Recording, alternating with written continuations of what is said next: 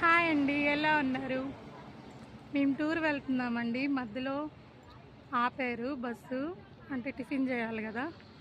ఈలోపు ఈ చుట్టుపక్కల ఏమున్నాయా ఏంటి అని చూస్తుంటే మనకి దిండ్లు తయారవుతాయి కదండి. ఈ బూరగ చెట్టు అంట ఇది. చూసారు కదా కాయలు ఎలా ఉన్నాయో. బూరగ దూదికాయలు అంట. చూద్దామండి ఆ కాయలు కూడా ఎలా ఉన్నాయో. ఇవిగోండి కాయలు ఈ విధంగా ఉంటాయి.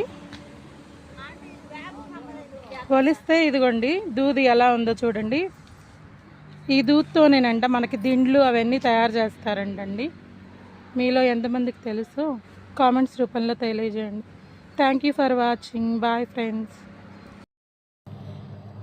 చూసారు కదండి, ఆ రోజు బూరక చెట్టు నుంచి కాయలు తీసుకొచ్చాము కదా, ఆ కాయల్ని మొత్తం ఒలిసామండి.